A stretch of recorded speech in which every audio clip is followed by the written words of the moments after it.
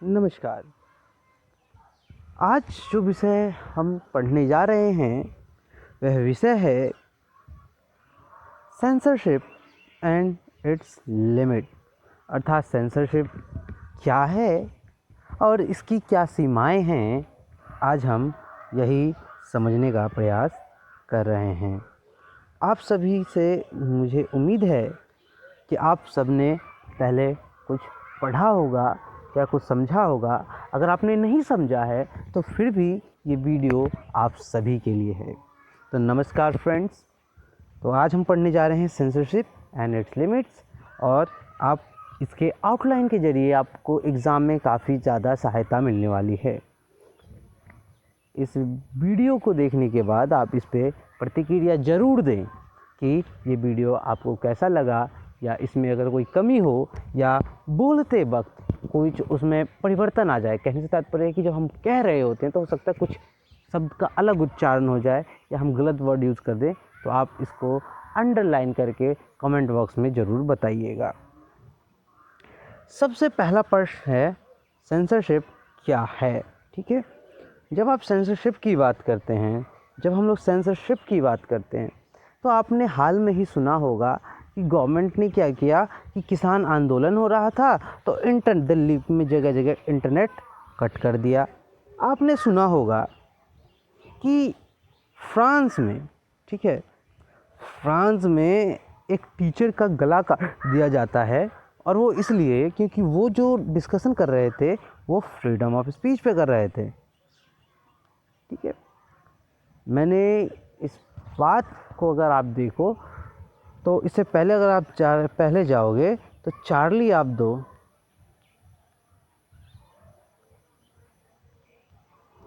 Hebdo नाम की एक मैगज़ीन थी। उसके एडिटर ने पैगंबर मोहम्मद पर एक कार्टून छापा।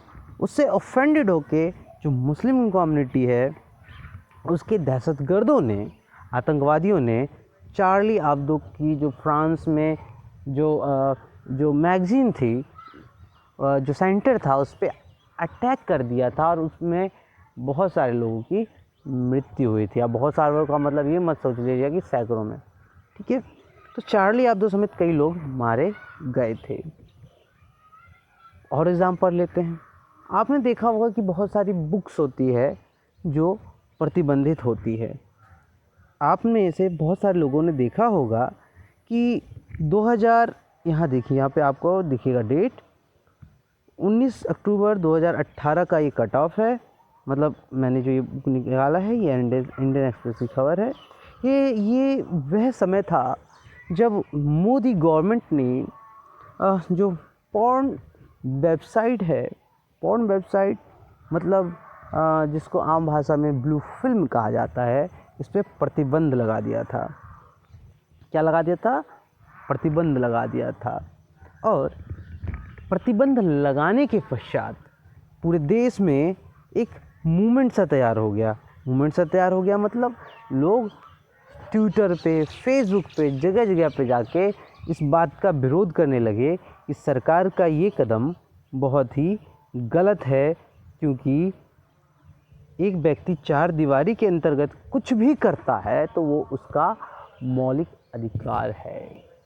एक व्यक्ति, आपने देखा होगा कि वो स्पीच देता है और उस स्पीच के चक्कर में उसको उठा के जेल में डाल दिया जाता है। उसका जो भाषण होता है उस भाषण को बैन कर दिया जाता है। दोस्तों, अगर मैं आपकी जानकारी के लिए बताऊं तो 1909 में लिखी गई गांधी जी द्वारा हिंद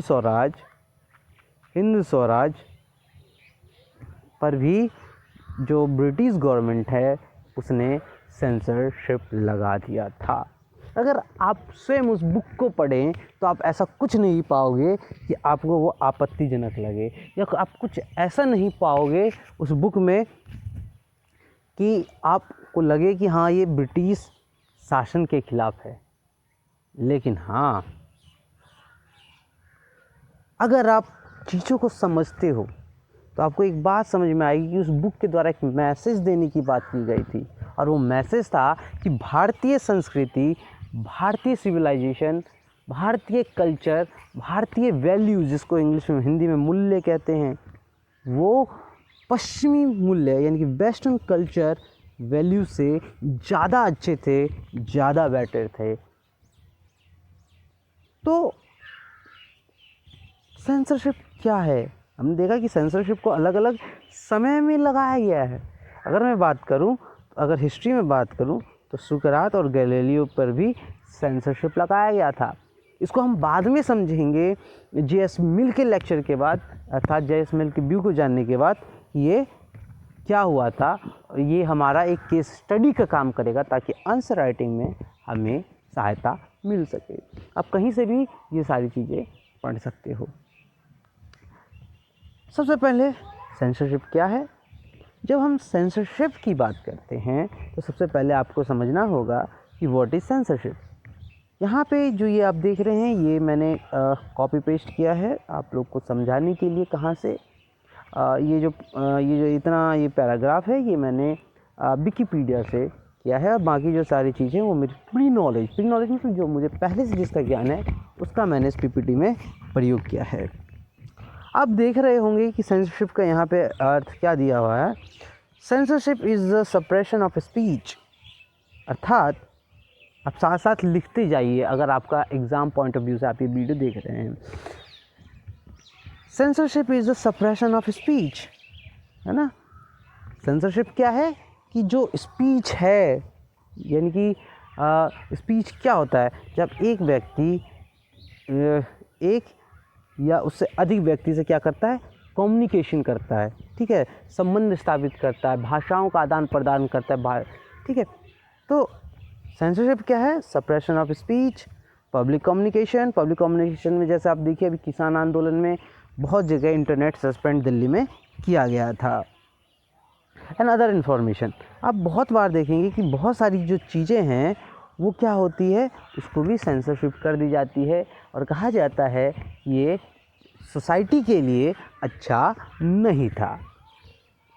ये बात, अगर ये बात सच है, इस बात को हम मान भी लें, तो हम देखेंगे ये जो सेंसरशिप, अब हम पूरा समझते हैं। Censorship is a suppression of speech, है ना। जो स्पीच है ना, कम्युनिकेशन, पब्लिक कम्युनिकेशन है और अदर इन्फॉर्मेशन है, इस सब क्या है? सप्रेशन है। सप्रेशन का क्या मतलब होता है? सप्रेशन का अगर आप हिंदी मीनिंग देखें तो सप्रेशन का मतलब होता है दबाना, प्रेस।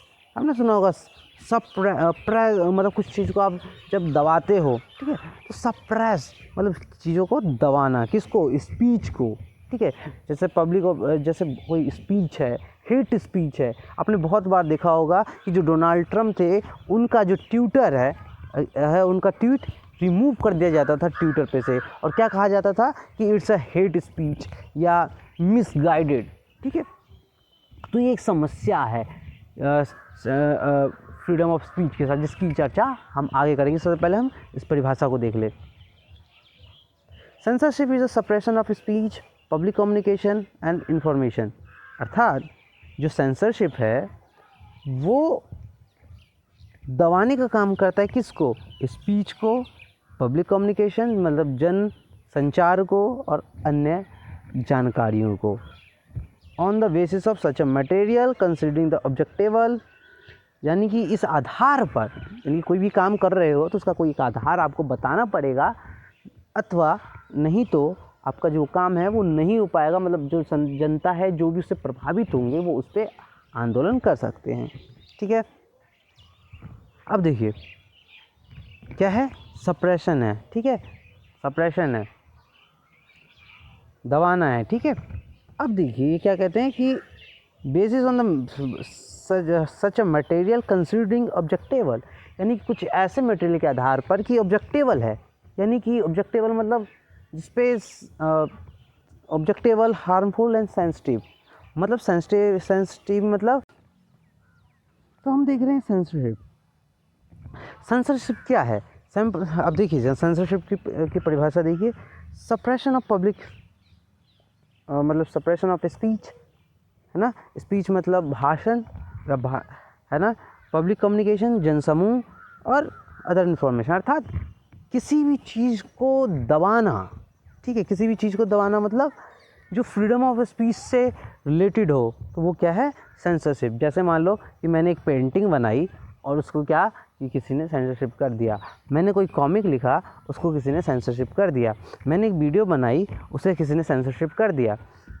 अब इसका एग्जांपल देखिए, जैसे किसी ने वीडियो बनाई, ठीक है, तो हो सकती है कि वो किसी के रेप की वीडियो हो, रेप वीडियो हो सकता है, या हो सकता है कि कुछ आपत्तिजनक वीडियो हो, या हो सकता है कि ऐसी वीडियो हो जिससे समाज में अशांति आएगी, तो उसे ऑब्जेक्टेबल हो सकता है। या कोई हेट स्पीच की वीडियो हो, है ना, जैसे कि आपने देखा होगा कि बहुत सारे हेट स्पीच आते रहते हैं सोसाइटी में। मैं किसी पर्टिकुलर का नाम नहीं लेना चाहता, लेकिन जैसे ओवैसी के भाई अकबरुद्दीन ओवैसी ने कहा था कि 5 मिनट के लिए आप देश से पुलिस हटा लीजिए, 5 मिनट, सिर्फ 5 मिनट के लिए इस देश के जो मुसलमान हैं वो इस देश को हिंदू विहीन कर देंगे, ठीक है। तो इस जो ये स्पीच है ये क्या है, हेटफुल है। और इस हेटफुल स्पीच की अगर वीडियो वायरल होगी तो क्या होगा कि वैमनस्य का भाव आएगा। वैमनस्य मतलब दुश्मनी का, अविश्वास का। और फिर क्या परिणाम होगा कि जो हिंदू समाज है और मुस्लिम समाज है, तो पहले तो मुस्लिम में पोलराइजेशन हो गया हिंदू के विरुद्ध, और फिर ये वीडियो देखने के बाद हिंदुओं में भी जो हेट स्पीच है, जो वैमनस्य का भाव है, वो जागृत हो जाएगा, ठीक है। अगर कुछ लिखने की बात करूं, ठीक है, सेंसरशिप क्या है, सप्रेशन है, ठीक है, किसका, फ्रीडम ऑफ स्पीच का। अब किसी ने लिखा, क्या लिखा, कोई बुक लिख दी, ठीक है, उसको सप्रेस कर दोगे।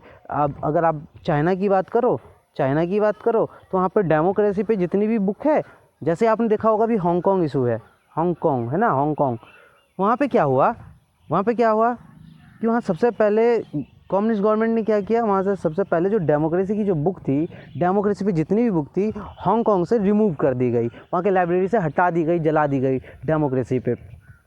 वहाँ पे आप डेमोक्रेसी पे बात नहीं कर सकते, वहाँ पे डेमोक्रेसी शब्द पे भी सब ये सेंसरशिप टाइप का होता है कि आप वहाँ बोल नहीं सकते हो। अगर आपने भाषण दिया, आपने देखा होगा जैक मा जो वहाँ के सबसे अमीर व्यक्तियों में से एक थे, या सबसे अमीर व्यक्ति थे कभी, जैक मा, वहाँ उन्होंने क्या कहा, एक कुछ ऐसी बातें बोल दी जो स्टेट के खिलाफ जा रही थी। उन्होंने क्या किया कि जैक मा की कंपनी को इतना लॉस लगवाया, और जैक मा बहुत दिनों से तक पब्लिक उसमें नहीं सामने नहीं आए, पब्लिक उसमें, और पूरे वर्ल्ड में न्यूज़ छा गया कि where is Jack Ma, Jack Ma कहाँ है, जैक मा कहाँ है। वही अलीबाबा के जो फाउंडर हैं, हम उन्हीं की बात कर रहे हैं। इसके बाद जब हमने इसकी बात कर ली तो हम आगे देखते हैं, मतलब वो कुछ भी हो सकता है। मैंने एक पेंटिंग बनाई, ठीक है, तो आपने देखा होगा कि कोई किसी ने जैसे कार्टून, ठीक है, आपने देखा होगा फ्रांस का इशू। फ्रांस में क्या हुआ कि एक चार्ली एब्दो ने एक पेंटिंग बनाई, और उस पेंटिंग के आधार पर उसके जो कर्मचारी थे उस पर टेररिस्ट अटैक हुआ, उनको मार दिया गया। उसके बाद जब फ्रांस के हिस्ट्री टीचर ने, है ना, हिस्ट्री टीचर ने क्या किया, जब फ्रीडम ऑफ स्पीच से चर्चा के लिए उस पेंटिंग को दिखाया, तो उस हिस्ट्री टीचर क्या किया, गला काट दिया गया, ठीक है, गला काट दिया गया अल्लाह अकबर बोलकर। अब जब ये कहा गया तो क्या हुआ कि जब ये नारा किसी ने सुना, ठीक है, तो क्या हुआ कि अब जो सोसाइटी, फ्रांस के जो लोग हैं, मूल लोग हैं, ये नारा सुन के जब किसी ने गला काटा, ठीक है, तो उसमें जो वहाँ के जो मूल निवासी होंगे या जो फ्रेंचियन होंगे, ठीक है, तो उनको क्या होगा कि जो फ्रीडम ऑफ स्पीच के नाम पे जो गला काटा गया, क्या वो सही था? उनके हिसाब से तो बिल्कुल सही नहीं था, क्योंकि जो फ्रांस है, फ्रांस में जो फ्रीडम ऑफ स्पीच है वो अनलिमिटेड माना जाता है। दुनिया में अगर सबसे ज़्यादा फ्रीडम ऑफ स्पीच की बात की जाती है तो वो फ्रांस में ही की जाती है। तो जब वहाँ पे इस टाइप का इनजस्टिस मतलब किलिंग हुआ सिर्फ और सिर्फ चर्चा करने के नाम पर, तो वहाँ पे क्या हुआ, क्या होगा, आप सीधा अंदाज़ा लगा सकते हैं कि जो फ्रांस के लोग होंगे वो मुस्लिम कम्युनिटी से दूर चले जाएंगे। इसका सीधा प्रभाव आपको देखने को भी मिला। क्या देखने को मिला? जो यूरोपीय यूनियन है ना, यूरोपीय यूनियन है, हिंदी में यूरोपियन संघ है, उसने क्या किया, जो माइग्रेटेड पीपल्स थे, माइग्रेटेड पीपल्स मतलब जैसे जो माइग्रेटेड पीपल जो एक देश से दूसरे देश जाते हैं, वो क्यों? क्योंकि वो वहाँ पे या तो अच्छे लाइफ के लिए, या तो उनके अपने घर में युद्ध हो रहा हो, जैसे अफ़गानिस्तान से, सीरिया से, इराक से, लेबनान से। तो ये सारे जो देश हैं डिस्टर्ब कंट्रीज़ हैं, ऐसे देश अस्थिर देश माना जाता है, जहाँ पे हमेशा वार होता रहता है, लोग एक दूसरे को मारते रहते हैं, लोग नहीं मतलब टेररिस्ट मारते रहते हैं। तो वहाँ के लोग जब वहाँ जाने लगे तो वहाँ पे उन्होंने क्या देखा, तो वहाँ पे प्रतिबंध लगा। क्यों लगा? क्योंकि जो जिस व्यक्ति ने उस हिस्ट्री टीचर का गला काटा था वो भी एक शरणार्थी था, यानी कि एक माइग्रेटेड पीपल था, एक मुस्लिम माइग्रेटेड पीपल था, और उसने अपना धार्मिक अपना रिलीजियस नारा लगाते हुए उसने एक फ्रांस टीचर का गला काट दिया। इसका साफ साफ प्रभाव फ्रांस में तो देखने को ही मिला, साथ ही साथ पूरा का पूरा यूरोपियन यूनियन में देखने को मिला। और क्या परिणाम हुआ कि पूरे फ्रांस समेत पूरे यूरोप में जो माइग्रेटेड पीपल हैं उससे रिलेटेड लॉज हैं और सख्त हो गए। ठीक है, और उसके बाद बात हम आगे भी आएंगे। ठीक है, तो फ्रीडम ऑफ स्पीच। ठीक है, अब ये जो फ्रीडम ऑफ स्पीच पर जब सेंसरशिप लगाया जाता है तो किस आधार पर लगाया जाता है? ठीक है, जैसे मैंने आपको एग्जांपल दिया, जैसे ओवैसी का जो भाई है अकबरुद्दीन ओवैसी, उस पर जो हेट स्पीच के नाम से क्या किया गया, सेंसरशिप लगाया गया है ना। जैसे कि आप देखिए साफ साफ लिखा हुआ है कि जो सच अ मटेरियल कंसिडर जो ऑब्जेक्टेबल, आपत्तिजनक जो माना जाता है, हार्मफुल, सेंसिटिव, है ना, जिसको हम क्या करते हैं, इसको सेंसरशिप कर दिया जाता है। यानी कि मान के चलिए हिंदी में एक वर्ड यूज़ कर, छुपा देना। ठीक है, सोसाइटी से छुपा देना। तो censorship can be conducted by government, है ना, तो उस पर को गवर्नमेंट छुपा देती है। कभी कभी प्राइवेट इंस्टीट्यूशन से जो रिलेटेड होता है प्राइवेट इंस्टीट्यूशन छुपा देती है। ठीक है, और तो इसकी कंट्रोलिंग बॉडी होती है कि क्या छुपाना है, क्या सामने लाना है। बहुत सारे सेंसिटिव इशू भी हो सकते हैं। ठीक है, जैसा कि आपने देखा होगा गलवान वैली में जो लड़ाई हुई थी उसमें कितने सैनिक मारे गए, किसी को चाइना कितने सैनिक मारे गए वहाँ कुछ पता ही नहीं है। क्योंकि वहाँ के उन्होंने उस न्यूज़ को सेंसरशिप कर दिया। क्योंकि अगर सेंसरशिप नहीं करते तो वहाँ पे जो चाइना की गवर्नमेंट है, मतलब जो कम्युनिस्ट गवर्नमेंट है, उसके लिए मुश्किलें खड़ी होती। क्योंकि जो लोगों की सेंटीमेंट है वो हर्ट होता है, क्योंकि वो जानते कि वहाँ पे चाइना की गलती के कारण उनके कितने सैनिक मारे जा रहे हैं, मारे गए और मारे जा रहे हैं। इसके बाद ठीक है, तो कहने से तात्पर्य ये है कि सेंसरशिप क्या है, सप्रेशन मतलब सप्रेशन मतलब कुचलना है या दबाना है। ठीक है, किसको, कम्युनिकेशन को, है ना, फ्रीडम ऑफ स्पीच को।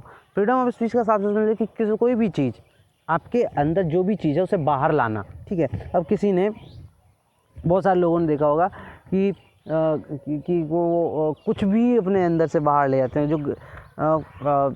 जो सोसाइटी के अगेंस्ट होता है। जैसे मान लीजिए जैसे पॉर्न वीडियो है। ठीक है, जो गंदी स्टोरीज़ होती है, जैसे गंदी स्टोरीज़ माना जाता है, जैसे नॉन वेज स्टोरीज़ माना जाता है या नॉन वेज जोक माना जाता है, जिसमें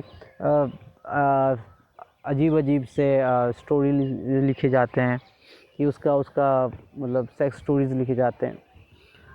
तो इस टाइप की जो स्टोरी लिखी जाए उसको क्या किया जाता है, उसको सोसाइटी में पब्लिकली आपको अवेलेबल नहीं होगा। वो आप कहीं भी देख लीजिए, वो चीज़ें आप पब्लिकली अवेलेबल नहीं होगी। वो सारी चीज़ें सेंसर कर दी जाती है सरकार के द्वारा भी और लोगों के द्वारा भी। लेकिन आप अगर इंटरनेट का जो सर्च हिस्ट्री देखें, आप कभी भी देखेंगे तो देखेंगे कि सबसे ज़्यादा जो ट्रैफिक मतलब आप रोड देखा होगा, एक रोड की तरफ जो गाड़ियाँ चलती है उस बताया जाता है ट्रैफिक। ठीक है, हर रोड पे गाड़ी नहीं चलती, तो जिस रोड पे ज़्यादा गाड़ी चलती है उसका ट्रैफिक बोला जाता है कि आप इस रोड से ना चलें, दिल्ली में या कहीं भी वहाँ पे ज़्यादा ट्रैफिक है। तो अगर आप ट्रैफिक देखो तो वहाँ पे इंटरनेट पे जो सबसे ज़्यादा ट्रैफिक है जो पॉर्न साइड पे, वो इंडिया की तरफ से है। तो कहने से तात्पर्य है कि यहाँ पे सेंसरशिप समझिए, बहुत सारी चीज़ें, जैसे हेट स्पीच का मैंने एग्जाम्पल दिया अकबरुद्दीन ओवैसी का। ठीक है, हेट स्पीच, वीडियो सेंसरशिप मतलब पॉर्न वीडियोज़ या रेप वीडियोज़। इसके बाद नॉन वेज, जिसे नॉन वेज पता नहीं क्या कहा जाता है, या कामुक कहानियाँ। ठीक है, या बहुत सारे स्पीचेस या बहुत सारे एक्ट, मतलब बहुत सारी चीज़ें, फ्रीडम ऑफ स्पीच, या पेंटिंग या कार्टून। ठीक है, इंडिया में कार्टून जो है, जैसे चार्ली एब्दो वाला कार्टून जो उन्होंने बनाया वो इंडिया में पब्लिश नहीं करते हैं। ठीक है, वो इंडिया में बैन टाइप का कर देते हैं। ठीक है, वो सेंसरशिप कर देते हैं। तो कहने से तात्पर्य यह है कि सप्रेशन है, दबाना है, कुचलना है, किसको, फ्रीडम ऑफ स्पीच। आप फ्रीडम ऑफ स्पीच कुछ भी हो सकता है। ठीक है, एक व्यक्ति फ्रीडम ऑफ स्पीच में क्या कर सकता है कि भारत माता की तस्वीर बना सकता है, तो एक व्यक्ति फ्रीडम ऑफ स्पीच में क्या कर सकता है कि एक लड़की की नंगी तस्वीर बना सकता है। ठीक है, और इसका एक एग्जांपल भी है कि मकबूल फ़ुदा हुसैन, जिनको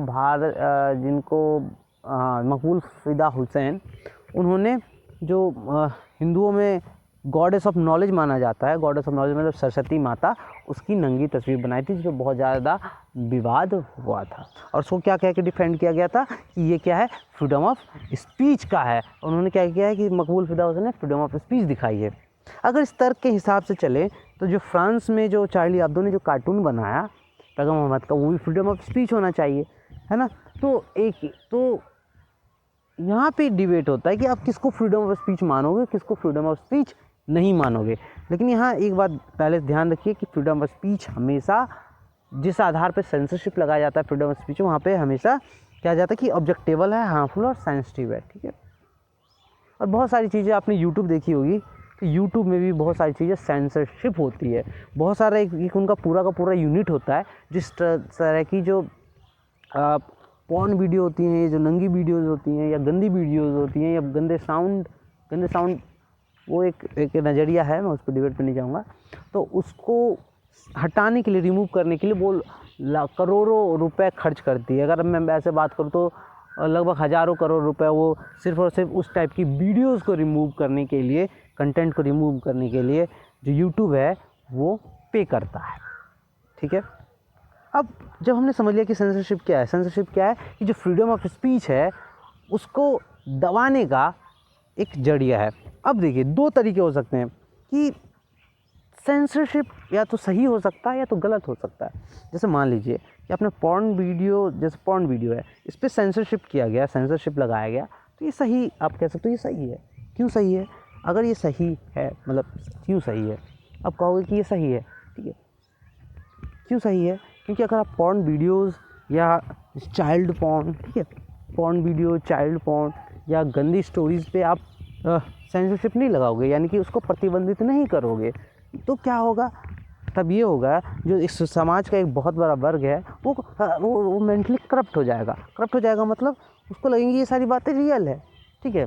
और जब रियल बातें मान के लोग क्या करेंगे कि उससे रेप की घटनाएं बढ़ जाएंगी, घर के अंदर रेप की घटनाएं बढ़ेंगी, घर के बाहर रेप की घटनाएं बढ़ेंगी और बहुत ज़्यादा रेप की घटनाएं बढ़ जाएंगी और ये सारी बातें बहुत ही आम हो जाएंगी। तो इसलिए जो पॉर्न है उसको बैन कर दिया जाता है। और स्पेशली जो चाइल्ड पॉर्न है, चाइल्ड पॉर्न, ठीक है, चाइल्ड पॉर्न मतलब जिसमें 14 साल से कम एज की जो लड़कियां हैं या लड़के हैं वो जिस वीडियोज़ में होते हैं, ठीक है, उसे कहते हैं चाइल्ड पॉर्न।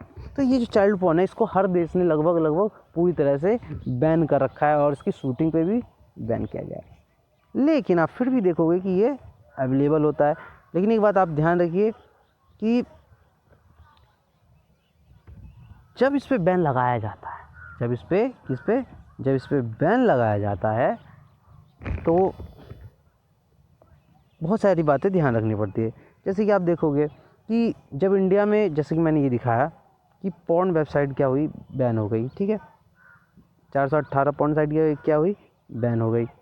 जब ये बैन हुई, ठीक है, तो बहुत सारे लोग सामने आ गए, इवन सुप्रीम कोर्ट तक को इसमें इंटरफेयर करना पड़ा। उसमें बहुत सारे पिटीशन लगे कि भाई हम घर में बैठ के कुछ भी देख रहे हो तो उस पर आप क्या कर सकते हो, उस पर आप उंगली नहीं उठा सकते। लेकिन लोगों ने क्या कहा, नहीं हम उंगली उठाएंगे, हमें तो भाई देखना है, पॉर्न देखना है, चाहे वो आदमी था, औरत थी, सब ने किया, स्टूडेंट थे उसमें। कोई ये पूरा मान के चलिए पूरा मोमबत्ती गैंग बोल सकते हो आप। मोमबत्ती गैंग मतलब वही लोग जो ज़्यादातर कहते हैं कि भाई रेप नहीं होना चाहिए, या रेप जो मोमबत्ती लेके निकलते हैं रेप की घटनाएं होने के बाद, ज़्यादातर मान के चलिए वही वाली जो मेन सोसाइटी वही है जो पॉर्न देखते हैं और फिर मतलब उसका सपोर्ट भी करते हैं, सीधी बात। तो ये मोमबत्ती गैंग जो रेप होने के बाद मोमबत्ती लेके निकलते हैं, तो उसमें ज़्यादातर वही लोग थे, ज़्यादातर मतलब पढ़े लिखे जो ट्विटर पे थे। अब ट्विटर पे आपको कोई किसान नहीं दिखेगा, ट्विटर पे आपको कोई गरीब नहीं दिखेगा, ट्विटर पे आप अकाउंट किसी उस गरीब के बच्चे का नहीं होता है जिसके पास स्मार्टफोन भी नहीं है। आजकल तो चलो स्मार्टफोन लॉकडाउन की वजह से या ऑनलाइन एजुकेशन की वजह से बढ़ावा मिला, लेकिन आज भी बहुत सारे लोग हैं जिनका स्मार्टफोन पे एक्सेस नहीं है, इंटरनेट पे एक्सेस नहीं है।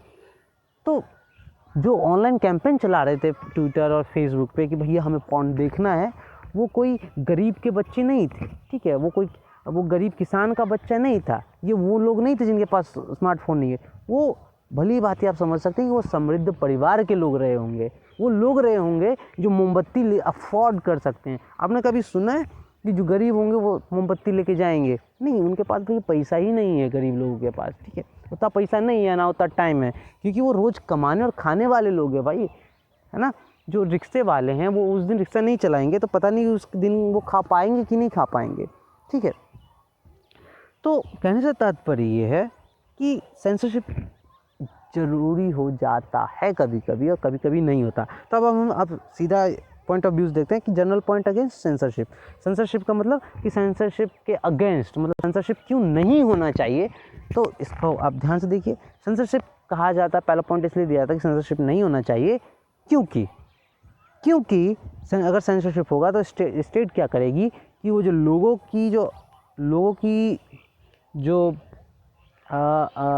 की या जो फिलोसफर मतलब दार्शनिक हैं या बहुत इम्पोर्टेंट व्यू है, उसको क्या करती है, जो पॉलिटिकल व्यू को वो क्या करती है, सप्रेस करती है, ठीक है, दबा देती है। किसको? पॉलिटिकल व्यू को। तो इस पॉलिटिकल व्यू को दबाने के लिए जो किया जाता है ना, तो वो क्या करेगी, वो अथॉरिटेरियन गवर्नमेंट बन जाएगी, ठीक है। अथॉरिटेरियन गवर्नमेंट, अथॉरिटेरियन मतलब कि वहाँ पे डेमोक्रेसी नाम की चीज़ ख़त्म हो जाएगी और रहेगी भी तो नाम मात्र का, ठीक है। तो अथॉरिटेरियनिज्म आ जाता है, ठीक है, सत्तावाद। तो इसलिए सेंसरशिप नहीं होना चाहिए, ठीक है। इनका कहने का मतलब है कि जो सेंसरशिप होता है वो स्टेट का एक इंस्ट्रूमेंट बन जाता है जिसके द्वारा वो लोगों को कंट्रोल करने लगता है। और कोई भी घटना होती है तो स्टेट क्या करता है, जो उसके अगेंस्ट होती है जो भी बातें, वो कहता है अरे इसे सेंसरशिप कर दो जी, ये तो ऑब्जेक्टेबल है, ये इसको हानि पहुँचाएगा। अब जो सच्ची बातें भी कहोगे ऑब्जेक्टेबल हो जाएगा। तो आपने देखा होगा कि जब किसान आंदोलन हुआ, उसका बहुत अच्छा एग्जाम्पल देखिए, तो क्या हुआ, सेंसरशिप कर दिया गया, बहुत जगह इंटरनेट हटा दिया गया और बहुत सारी चीज़ें हटा दी गई, ठीक है। अगर आप ट्रम्प, रिसेंट का एक और एग्जांपल हो तो ट्रम्प का जब ट्रम्प इलेक्शन हारे तो बहुत सारा उन्होंने कैंपेन चलाया, बहुत सारा ट्वीट किया कि ये फेक है, फ्रॉड इलेक्शन हुआ। फ्रॉड इलेक्शन का मतलब एक ऐसा इलेक्शन जिसकी वजह से क्या हुआ, जिसकी वजह से वो बाइडेन जीत गए, ठीक है। बाइडेन क्यों जीते? क्योंकि फ्रॉड इलेक्शन हुआ, फेक वोट पड़ा वॉलेट पे, क्योंकि आपने जो मेल किए, जो उससे पेपर आए, वो तो फेक इलेक्शन का क्लेम करते रहे। और ट्विटर ने कहा कि ये क्या है, ये वेरीफाइड नहीं है। उसके बाद धीरे धीरे क्या हुआ कि उनके अकाउंट पे ऑब्जेक्टेबल लिखा गया, फिर बहुत सारी ट्वीट रिमूव कर दी गई और अंत में ट्विटर ने क्या किया कि जो ट्रम्प है, जब वाइट हाउस में जो हिंसा हुई उसके बाद उनका जो अकाउंट है वो फेसबुक ने, ट्विटर ने, सबने क्या किया, सस्पेंड कर दिया। अब ये जो ट्रम्प वाला एग्जांपल है, ये प्राइवेट इंस्टीट्यूशन का मान सकते हो या प्राइवेट कंपनी का मान सकते हो या सोशल मीडिया का एग्जांपल मान सकते हो, जहाँ पे दुनिया के सबसे शक्तिशाली लोग या दुनिया का सबसे शक्तिशाली व्यक्ति जो कि डोनाल्ड ट्रम्प थे, उनको अकाउंट को क्या किया गया, बैन कर दिया गया, सस्पेंड कर दिया गया हमेशा के लिए। अब ये तो है सेंसरशिप के अगेंस्ट में पॉइंट, कि अगर सेंसरशिप होगा तो जो राज्य होगा वो अपने विरुद्ध आने वाली सारी बातों को सेंसर कर देगा, ये बता के कि ये बातें खतरनाक है, अशांति फैला सकती हैं। जैसा कि अगर आप अभी रूस का एग्जांपल, तो रूस में क्या हो रहा है, अगर आप रूस का एग्जांपल है तो आप देखोगे कि जो रूस है वहाँ पे बहुत सारे लोग वहाँ पे जो वहाँ के राष्ट्रपति हैं, पुतिन है ना, पुतिन के विरुद्ध में बहुत सारे नारे लगा रहे, तो वहाँ पे बहुत सारी चीज़ें सेंसरशिप कर दी जाती है। चाइना का एग्जांपल हो तो चाइना में भी बहुत सारी चीज़ें सेंसरशिप कर दी गई, ठीक है, छिपा दी गई। जैसे कि उदाहरण के लिए कोरोना से रिलेटेड मामला वहाँ पे पूरी तरह से सेंसरशिप है, वहाँ पे इतने कम डेथ हुई है। ऐसा अगर आप किसी भी पॉलिटिकल विश्लेषक से पूछो या एक्सपर्ट से पूछो तो साफ कहेंगे कि ये फेक आंकड़े हैं, ठीक है, फेक आंकड़े मतलब वहाँ पे तो वो सेंसरशिप। लेकिन यहाँ पे हम फ्रीडम ऑफ स्पीच की बात कर रहे हैं, ठीक है। तो जब फ्रीडम ऑफ स्पीच का पहला पॉइंट तो है कि स्टेट क्या होगा, अथॉरिटेरियन बन जाएगा, जो उनकी बातों को कुचल देगा, जो भी इसके खिलाफ बोलेगा। दूसरा, अगर फ्रीडम ऑफ स्पीच नहीं होगा तो आप नई चीज़ों को नहीं खोज सकते, ठीक है, सीधा पॉइंट कि फ्रीडम ऑफ स्पीच पे सेंसर लगाना नई चीज़ों की खोज पर प्रतिबंध लगाने जैसा है, ठीक है, जिसका चर्चा आप गैलीलियो में करूँगा, वो आप देखिएगा। तीसरी बात, अगर फ्रीडम ऑफ स्पीच पे प्रतिबंध रहेगा तो हम प्रोग्रेस मतलब समाज में कुछ जैसे एक्सेप्टेंस नहीं आएगा। जैसे मान लीजिए कास्ट सिस्टम, अगर कास्ट सिस्टम को आप प्रतिबंध लगा दो कि ये बोलना कि कास्ट नहीं होना चाहिए, ठीक है, या कास्ट होना चाहिए, ठीक है, तो कास्ट होना चाहिए भी लोग बोलते हैं, नहीं होना चाहिए बोलते हैं। लेकिन अगर मान लीजिए कि अगर स्टेट ये एकदम उन लोगों की होती जो कास्ट को मानते हैं, तो कहते हैं कि कौन बोल रहा है भाई कास्ट नहीं होने चाहिए। कहने से तात्पर्य यह है कि जो समाज में जो न्यू वैल्यूज़ है वो नहीं आ पाते, ठीक है। न्यू वैल्यूज़ को अपोज भी कर सकते हैं, ठीक है, कौन? सोसाइटी, ठीक है। अब जर्नल पॉइंट प्रो सेंसरशिप की, सेंसरशिप क्यों होना चाहिए?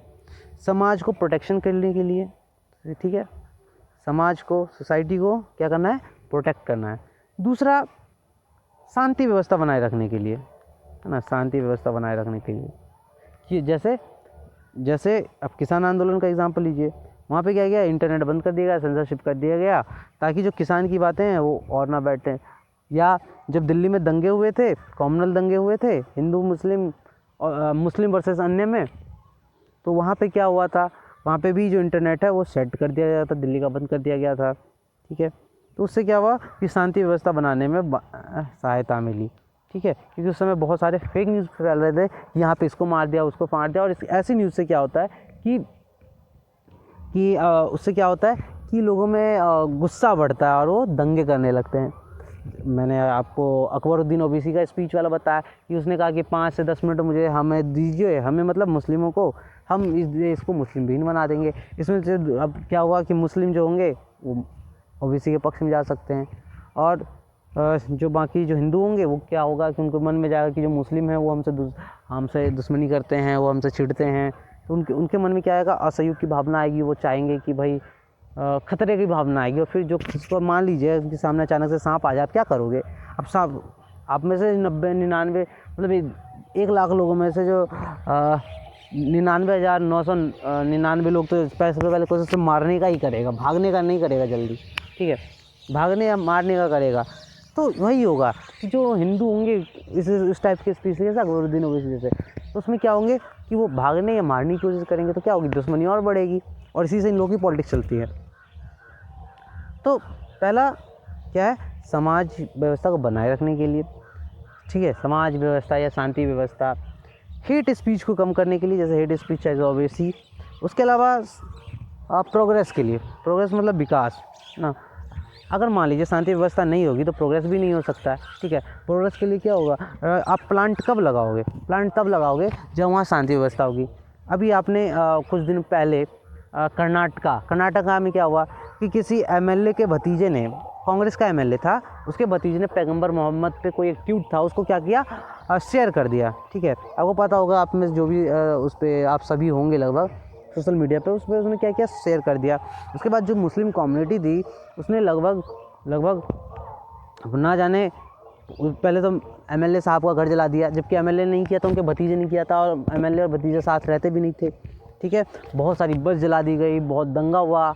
इस बात की मुझे खुशी है कि उसमें किसी व्यक्ति की जान नहीं गई, ठीक है।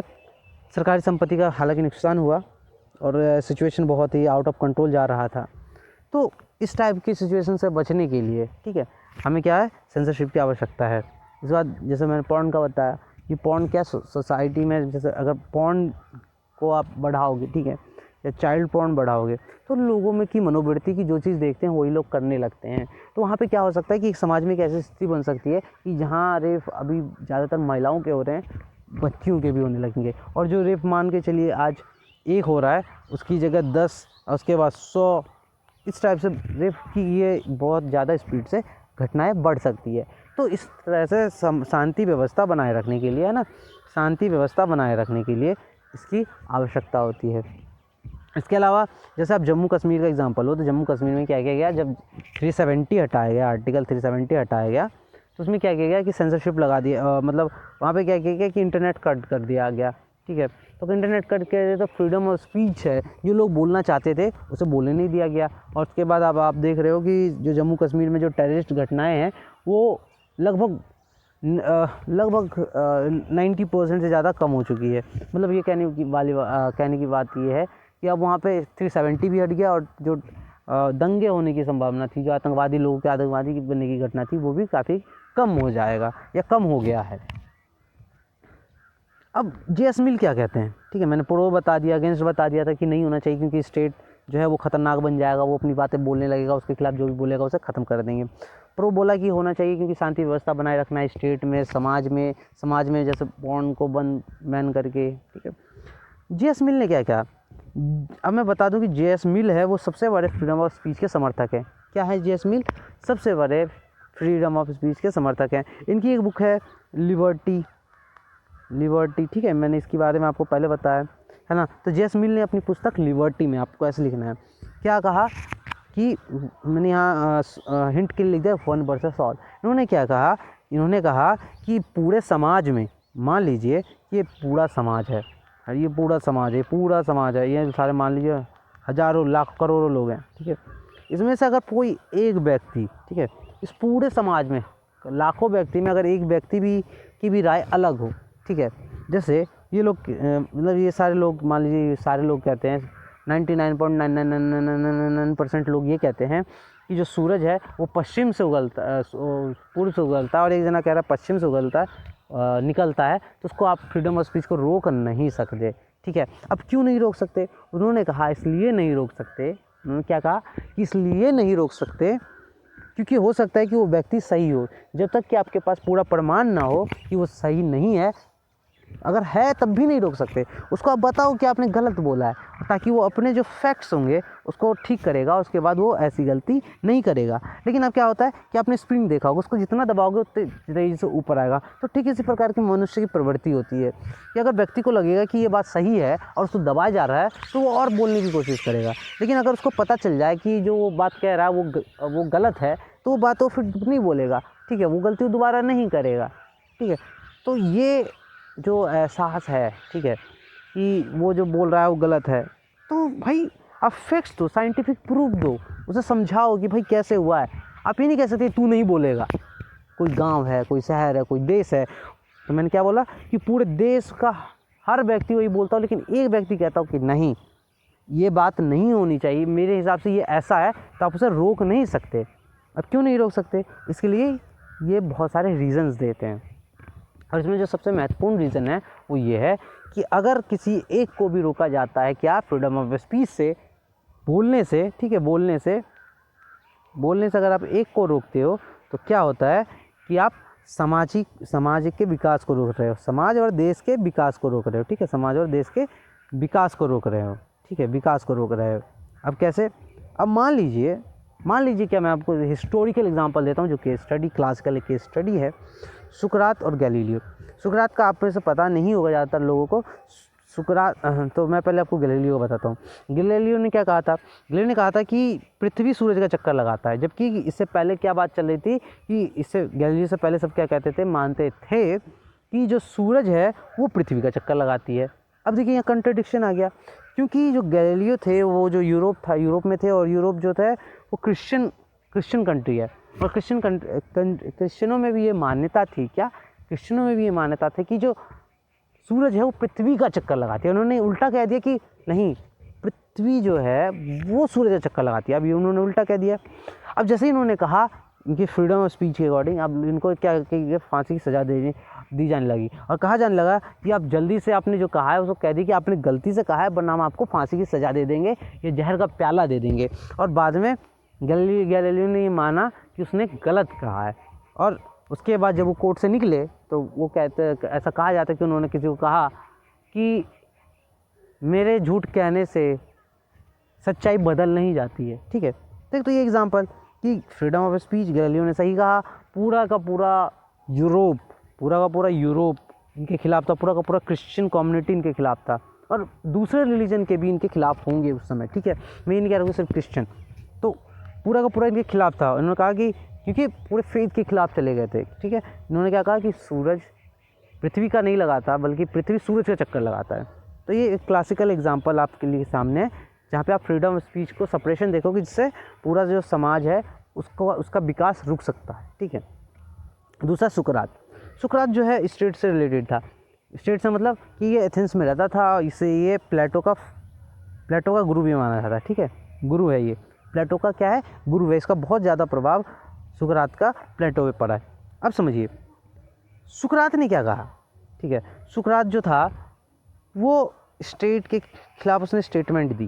ठीक है, स्टेट के खिलाफ मतलब उसने कुछ ऐसा कहा जो स्टेट को पसंद नहीं आया। स्टेट का मतलब भूमि नहीं होता है। स्टेट का मतलब जो व्यक्ति, मतलब इसके 4 अंग मैंने बताए थे। 4 अंग में से एक जो होता है गवर्नमेंट होता है। उस गवर्नमेंट में जो रूल करते हैं उन लोगों को पसंद नहीं आया सुकरात का स्टेटमेंट, और उन्होंने क्या कहा कि आपने जो कहा है वो वापस ले लो, अगर आपने वैसा नहीं किया तो हम आपको सजाए मौत देंगे। सुकरात ने क्या कहा कि मैं मरना पसंद करूंगा लेकिन मैं अपनी बात वापस नहीं लूँगा क्योंकि मैं सही हूँ, मैं ठीक हूँ। और बाद में क्या हुआ कि जो सुकरात थे उनको विष का प्याला दिया गया। किसका? विष का, जहर का प्याला दिया गया। वो जहर का प्याला पी के जो सुकरात थे इनकी मृत्यु हो गई। अब कुल मिला के आपके पास 2 क्लासिक एग्जाम्पल है। गैलीलियो वाला मेन मैं मानता हूँ, है ना। जेएस मिल अपाचार्य की बुक में देखिएगा, ये बहुत अच्छे तरीके से वहाँ पे भी दिया हुआ है जेएस मिल। ठीक है, और ना समझ में आए तो आप मुझसे कांटेक्ट कर सकते हैं। तो इसका सिर्फ एक मान लीजिए कि 1 वर्सेस ऑल, मतलब मान के चलिए पूरी दुनिया में अगर एक व्यक्ति अलग बोल रहा है ना, अब जब मैं बोल रहा हूँ अलग बोल रहा है, इसका मतलब ये नहीं कि पॉलिटिकल नेचर की वजह से अलग बोल रहा है, मतलब वो गलती से, मतलब उसको लग रहा है ऐसा तब बोल रहा है। ऐसा नहीं कि वो पॉलिटिकल मोटिवेशन से बोल रहा है। जैसे मान लीजिए कि कुछ दिन पहले, मतलब 1-2 साल पहले अगर कोई खांसता भी था या कुछ भी होता था, या एक टहनी भी टूट गई तो हाँ भैया मोदी जी ने किया है, कोई खांस रहा है मोदी जी ने किया है, इस टाइप से नहीं। ये पॉलिटिकल मोटिवेशन नहीं आना चाहिए इसके पीछे। जब मैं फ्रीडम ऑफ स्पीच की बात कर रहा हूँ तो ये मैं कह रहा हूँ कि पॉलिटिकल मोटिवेशन नहीं होना चाहिए, है ना। कहने से तात्पर्य है कि जब मिल कह रहा है कि एक व्यक्ति कुछ कह रहा है तो उसको रोकना नहीं चाहिए। इसका मतलब ये है कि जब वो पॉलिटिकल मोटिवेटेड ना हो, ठीक है, वो ये नहीं हर बात पे ना कहे कि मोदी जी की वजह से मुझे खांसी हो रही है, मोदी जी की वजह से मेरे पैर में दर्द हो रहा है, मोदी जी की वजह से ये हो रहा है। ठीक है, तो यहाँ पे क्या होगा कि यहाँ पे आप जो पॉलिटिकल पार्टीज़ को देखते हो ये क्या है, पॉलिटिकल मोटिवेटेड है। ठीक है, तो यहाँ पे जो एक व्यक्ति दिख रहा है वो पॉलिटिकल मोटिवेटेड व्यक्ति नहीं है, बल्कि वो उसका विश्वास है। ठीक है, अब उसके विश्वास को तो जैसे वो मान रहा है कि जो पृथ्वी है, जो सूरज है वो पृथ्वी का चक्कर लगाता है। आप समझाओ कि भैया पृथ्वी जो है, नहीं, पृथ्वी सूरज का चक्कर लगाता है और ये ऐसे होता है, क्यों होता है वो बताओ सीधा, है ना। या कोई कह रहा है कि महिलाएं पुरुषों के बराबर नहीं होती, मतलब पूरी दुनिया में एक बंदा कह रहा है, अभी भी कह रहा है कि महिला पुरुषों के बराबर नहीं था। आप उसके सामने फैक्ट्स रखिए, ठीक है, उसका भी पूछिए कि भैया आप किस सेंस में कह रहे हो, आप बायोलॉजिकल में कह रहे हो, फिजिकल में कह रहे हो, एजुकेशनल में कह रहे हो, इंटेलेक्चुअल में कह रहे हो तो क्यों कह रहे हो, और फिर उसके साथ शास्त्रार्थ कीजिए, मतलब उससे पूछिए क्यों। ठीक है, तब आपको समझ में आएगा। लेकिन आप एक व्यक्ति भी हो पूरी दुनिया में तो आप उसे रोक नहीं सकते हो, ठीक है। और लेकिन ये जो व्यक्ति है ये पॉलिटिकल मोटिवेटेड नहीं है, जैसे हमारी राजनीतिक पार्टियां हैं, ठीक है, इनकी तो जो कुछ भी हो जाए, कोई खांस भी दे, कोई बाढ़ आ जाए, कुछ भी हो जाए, बाढ़ का तो खैर उसका इंतजाम होना चाहिए, वहाँ का जो सीएम है या पीएम है जो भी है, तो हमें बाढ़ का तो ध्यान रखना ही चाहिए। ठीक है, उसके लिए पहले से तैयारियाँ होनी चाहिए।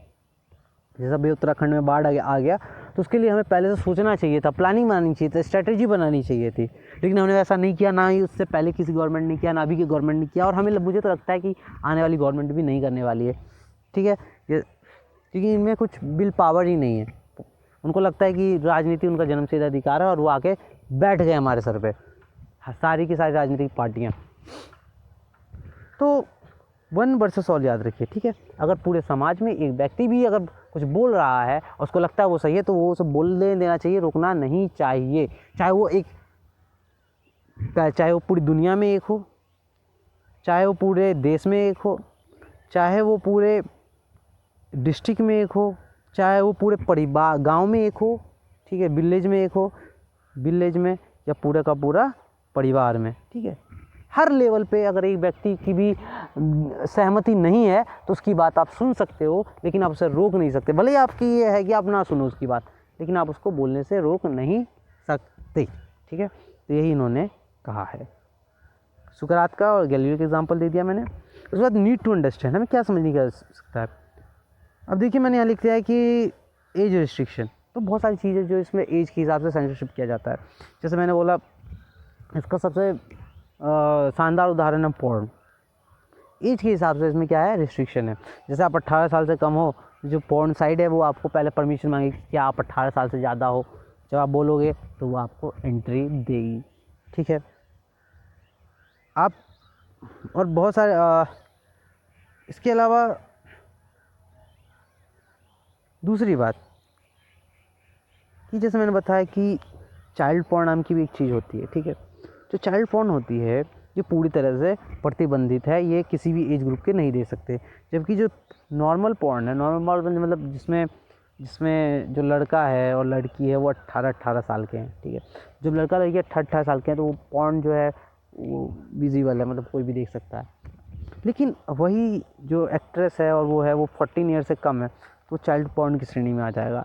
और इसको शेयर करना, देखना, ठीक है, ये सब क्या है, पनिशेबल ऑफेंस है, चाहे वो किसी भी एज ग्रुप का हो, चाहे वो आप 10 साल का बच्चा हो या 100 साल का बूढ़ा, ये सब के लिए प्रतिबंधित है।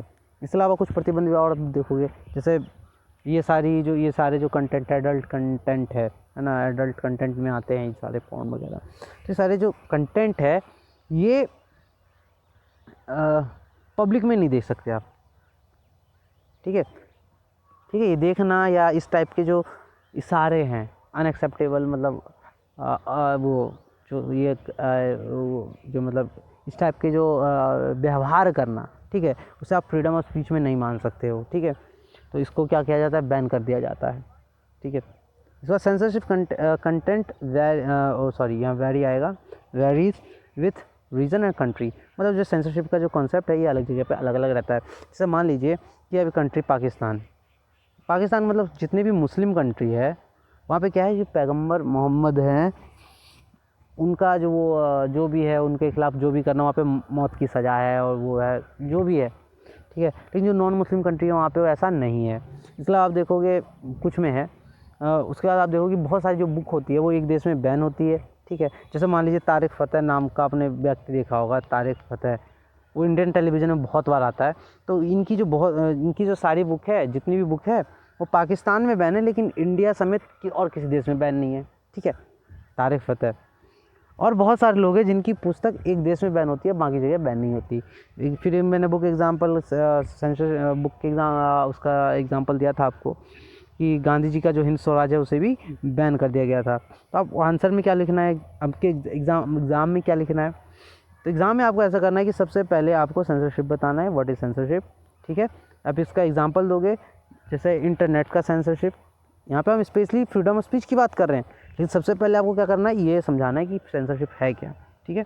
उसके बाद आप एग्जांपल दोगे किस किस चीज़ का, इंटरनेट का, ठीक है, फ्रीडम ऑफ स्पीच का, जैसे पेंटिंग, ठीक है, मकबूल फ़िदा हुसैन जिसने माँ सरस्वती की नंगी तस्वीर बनाई थी गॉडेस की, और उसे फ्रीडम ऑफ स्पीच का नाम दिया था। उसके बाद पैगंबर मोहम्मद जिसकी वजह से फ्रांस में क्राइम हुआ, ठीक है। इसके अलावा इंटरनेट पे पॉर्न, ठीक है। इसके अलावा जो भी 4-5 घटनाएं उसको लोगे, फिर पहले इतना बता के ये सारी जो घटनाएं मैंने बताई, इस घटनाओं 4-5 घटनाएं लिखोगे, फिर इस पर आप क्वेश्चन करोगे कि क्या ये सही है क्या गलत है, ठीक है। वो बताने के बाद आपको क्या करना है, वाई सेंसरशिप के बारे में बताना है, ठीक है। तो सेंसरशिप के जो अगेंस्ट जो भी पॉइंट है, सेंसरशिप नहीं होना चाहिए जो मैंने आपको बताया, वो आपका आंसर में लिखना है। जैसे इससे स्टेट अथॉरिटेरियन हो जाता है, ठीक है, जो राज्य है वो सत्तावादी हो जाता है, सत्तारूढ़ हो जाता है, वो लोग जो भी चीज़ जो भी एक्ट उसे कह देगा वो एंटी नेशनल है। वो आपको याद होगा हर हर हर जो भी गवर्नमेंट होती है वो उसे एंटी नेशनल बता देती है, ठीक है। तो वो क्या करेगी, इंटरनेशनल बता देगी, वो बता देगी स्टेट के खिलाफ है, वो इंटरनेट बंद कर देगी, वो कंटेंट हटा देगी। जैसे आप फ्रांस का सबसे बड़ा एग्जांपल लो कि जो भी फ्रांस में जो भी आंदोलन चल रहे हैं उसमें क्या किया कि जो वीडियोस डाली गई थी यूट्यूब पे उसको उसने क्या किया कि रिमूव मार दिया। किसने, ये रूस की गवर्नमेंट ने जो पुतिन के खिलाफ थी। वो वीडियो जो उसके महल को लेके स्टार्ट हुई थी कि यहाँ पे इतना ये अय्यासी मतलब अपने सुविधा पे खर्च करता हो तो लोगों के पास पैसे नहीं है, तो उस वजह से जो ये कंटेंट था उसे क्या किया, रिमूव मार दिया गया, ठीक है। तो ये अपने फेवर में यूज़ करते हैं गवर्नमेंट, ठीक है, स्टेट अपने फेवर में यूज़ करता है, अथॉरिटेरियन बन जाता है। इस टाइप से आपको पॉइंट देना है। इसके बाद प्रो मतलब सामाजिक व्यवस्था बनाए रखने के लिए, शांति व्यवस्था बनाए रखने के लिए, लोगों में वो के लिए, जन स्वीकृति के लिए, नई चीज़ों के लिए, विकास के लिए, नई चेतना के डेवलपमेंट के लिए, सामाजिक स्वीकृति के लिए। ठीक है, जब हम नई बातें कहते हैं, जैसे आप जो सोचिए कि पहला व्यक्ति, आप सोचिए उस पहले व्यक्ति के बारे में जिसने ये कहा था कि जाति पाति नहीं होनी चाहिए, उसको समाज में क्या सुनने को पड़ा होगा। या पहले उस वाइट व्यक्ति की कल्पना की जिसने ये कहा होगा कि जी ऐसा है कि हमें रंग के आधार पर भेदभाव नहीं करना चाहिए, उसको लोगों ने कितना कूटा होगा, समाज में उसका क्या बहिष्कार हुआ होगा। बहिष्कार मतलब दाना पानी बंद करना। या पहला व्यक्ति जिसने समाज सोसाइटी के विरुद्ध जाके जिसने कोई रूल बनाया, तोड़ा होगा और एक अच्छा रूल बनाने की कोशिश की गई होगी। ठीक है, जैसे भाईचारा, जिसमें जाति प्रथा या रंग के आधार पर या कुछ है ना। अब वो पहले व्यक्ति की कल्पना कीजिए किसी गांव में जिसने अपनी पत्नी को पढ़ाने की कोशिश की। ठीक है, तो जब कोई पहली बार जिसने काम किया होगा वो कितने जूझा होगा, कितनी समस्याओं का सामना करना पड़ा होगा, कितनी कुटाई हुई होगी, कितनी गाली बातें सुनी होंगी। वो व्यक्ति की कल्पना कीजिए जिसने सबसे पहले घर के अंदर लेट्रिन बनाया होगा, किसी गांव में टॉयलेट बनाया होगा, वॉशरूम बनाया होगा। ठीक है, वॉशरूम मतलब नहाने की चीज़ें तो होती है, टॉयलेट जाने की सुविधाएं नहीं होती। तो उस पहले व्यक्ति की कल्पना कीजिए, आपको समझ में आ जाएगा कि सामाजिक स्वीकृति के लिए लोग कितना बलिदान देता है, वो पहला व्यक्ति कितना बलिदान देता है, अपने रिश्ते की, अपने गांव की, उसकी क्या कीमत चुकानी पड़ती है, वो आप सोच लीजिएगा। ठीक है, तो इसके प्रो में सामाजिक विकास, समाज ये वो। ठीक है,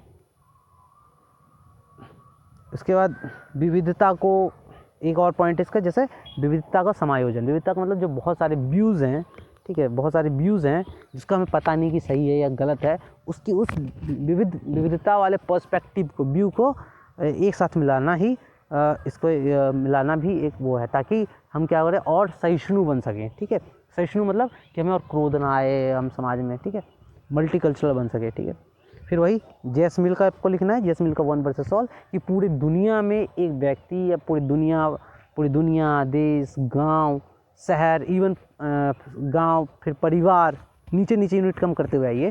ठीक है, तो उसमें भी एक व्यक्ति का लग रहा हो तो आप उसे रोक नहीं सकते, भले आप ना सुने, आपको आपकी मर्जी कि आप उसकी बात सुनो या ना सुनो, लेकिन आप उसको वो बात कहने से रोक नहीं सकते, क्योंकि ये संभावना हमेशा बनी रहेगी कि वो सच बोल रहा है। ठीक है, तो ये बातें आपको पता होनी चाहिए। हाँ, और इसके साथ साथ मैंने आपको ये बात और बताई कि वो पॉलिटिकल मोटिवेटेड व्यक्ति की बात नहीं कर रहे हैं जब वो ये बात कह रहे हैं।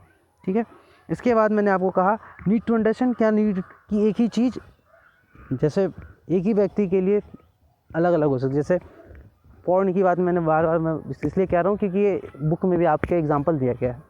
तो जो ये पॉर्न है, ये क्या है, 18 साल से ऊपर के बच्चे देख सकते हैं। बच्चे क्या, जो अडल्ट हैं, ठीक है, 18 साल से ऊपर के अडल्ट देख सकते हैं, उससे 18 साल से नीचे के नहीं देख सकते। ठीक है, हालांकि वो देखते हैं, वो बात अलग है।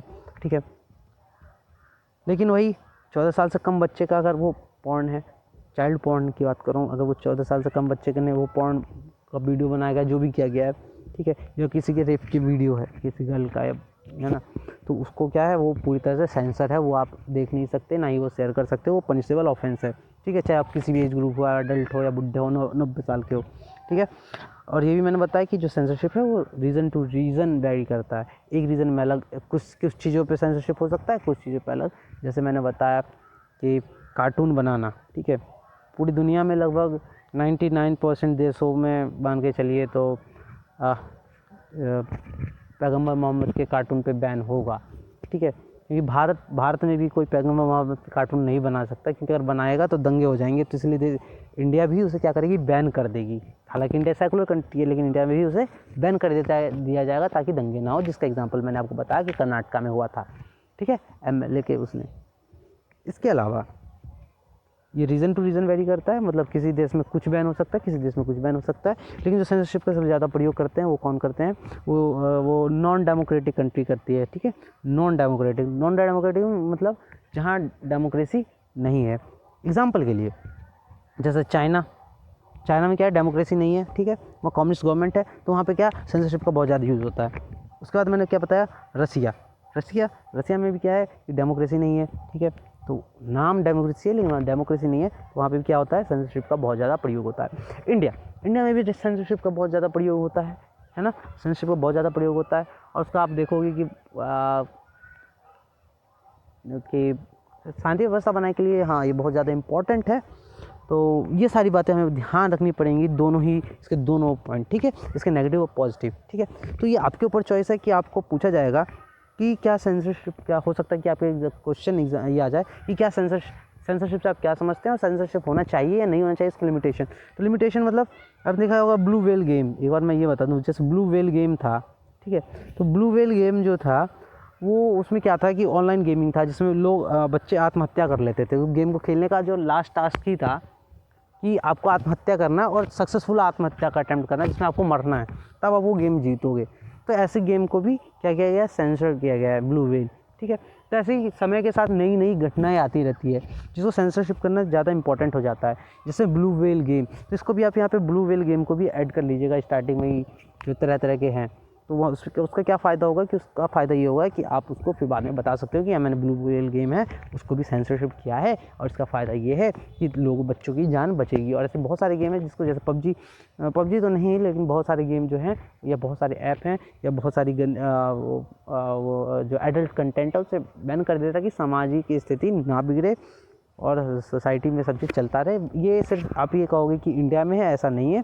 ये मुस्लिम कंट्री में 100% होता है, लगभग 100% होता है। और जो पश्चिमी देश होता है वहाँ 50-60%, या जो भी हर देश का अलग है, कोई कह नहीं सकते, ठीक है। तो इसी के साथ मैं अपनी बातों को विराम देता हूँ। तब तक के लिए जय हिंद, जय भारत, वंदे मातरम।